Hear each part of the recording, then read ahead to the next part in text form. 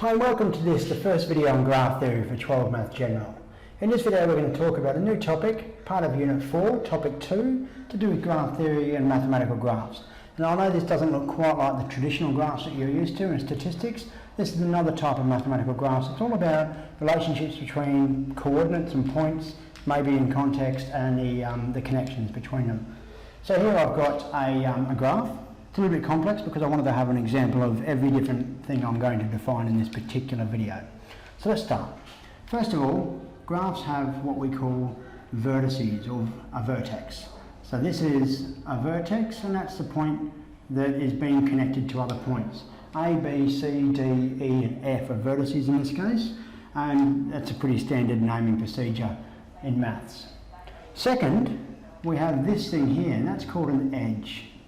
So graphs have edges, and edges connect the vertices. So there's a few things about edges. First of all, you can have graphs that have multiple edges.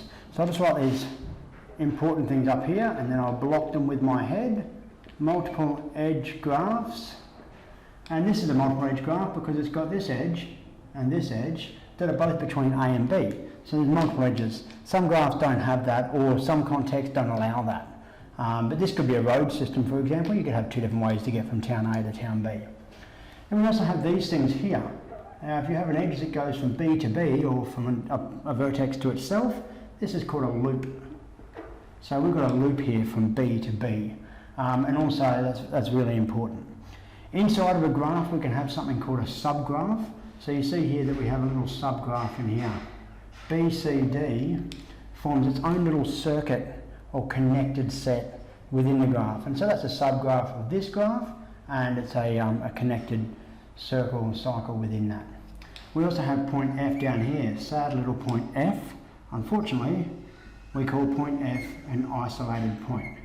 Now, typically in most contexts, you don't get many isolated points, but again, and that could happen. If we went back to the most common type of context, if this was a road system, F unfortunately can't be accessed. So it could be an island or something like that. Of course, it could be maybe internet service to different houses. Maybe there's no connection to F yet, or something like that. So I need to define for you as well something called a simple graph. A simple graph is a graph that doesn't have loops or multiple edges. That's basically what we call a simple graph. So you see that language, a simple graph won't have those multiple edges or loops.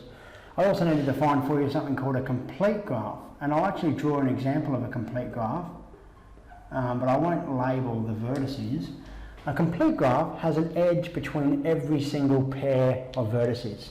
So for example, if I did, I'll do a 5-point graph here, and we would have an edge from there to there, there to there, there to there, and there to there, but also here, here, and here, and here, and here, and here.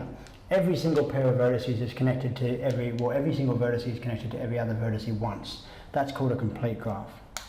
Finally, I want to talk to you about something called directed graphs. So at times we can just be dealing with graphs like this, the edges and vertices, etc. A context might actually ask us to direct it. So it might be a bit more like a flowchart. E goes to A. And you could have multiple edges, in which case A goes to B, but B goes to A, you've got two options.